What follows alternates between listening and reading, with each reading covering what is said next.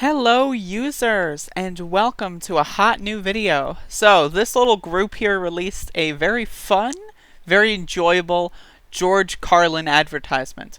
Now, to y'all who don't know who George Carlin is a pretty fucking epic comedian, okay? Love the guy.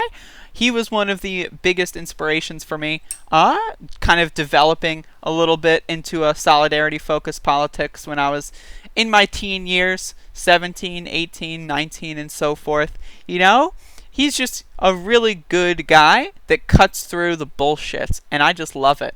And there is this advertisement people used that utilized one of his routines and pinned it against the Republican Party. Now, if you know anything about George Carlin, you know George Carlin hated both parties. He hated the government. He hated conservatives. He hated whiny baby conservative snowflakes the most. And what is the Democratic Party of 2020 but for the Republican Party of 1980? Now watch this with that not understanding, with that underscored, because either way, this is still a pretty good advertisement.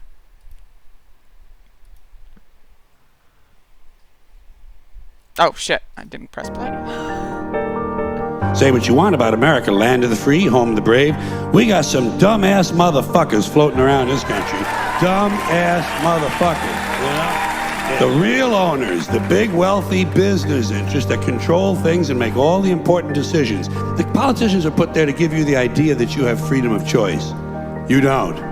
You have no choice. You have owners. They own you. They own everything. They own all the important land. They own and control the corporations. They've long since bought and paid for the Senate, the Congress, the state houses, the city halls. They got the judges in their back pockets. And they own all the big media companies, so they control just about all of the news and information you get to hear. They got you by the balls. They want more for themselves and less for everybody else. But I'll tell you what they don't want.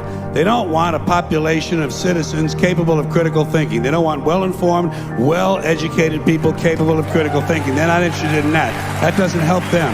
That's against their interest. It's a big club, and you ain't in it. By the way, it's the same big club they use to beat you over the head with all day long when they tell you what to believe. All day long, beating you over the head in their media, telling you what to believe, what to think, and what to buy. They don't give a fuck about you. They don't give a fuck about you. They don't care about you at all. At all. At all.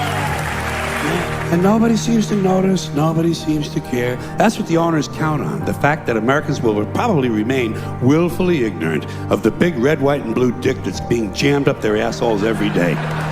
Because the owners of this country know the truth. It's called the American dream, because you have to be asleep to believe it.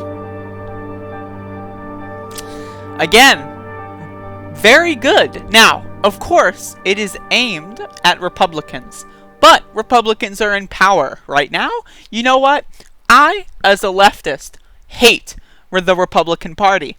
I, as a leftist, hate the Democratic Party. But we have a chance to get rid of the Republican Party for good coming up. The fucking House map?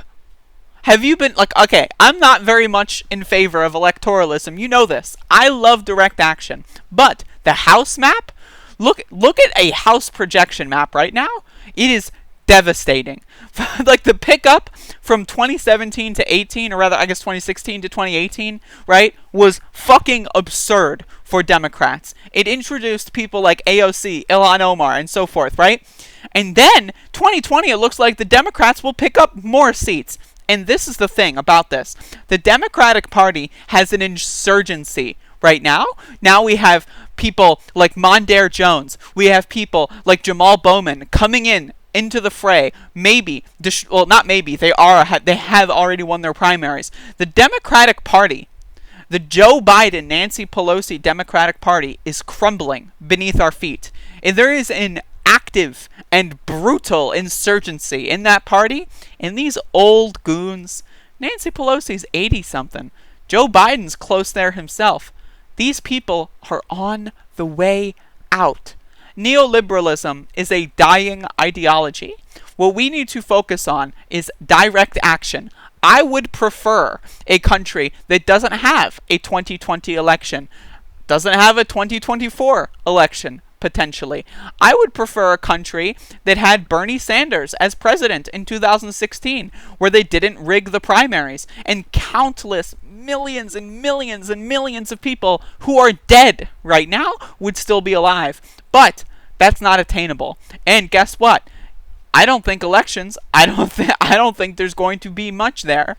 But I will say, getting rid of the Republican Party will be a net benefit. Protesting under Joe Biden will be easier than protesting under Donald Trump. Protesting under Obama was easier than protesting under Donald Trump. Now, it was still garbage. Look at Standing Rock. Still fascistic. Still terrible. Still disgusting. Still evil. Still everything and all of those things.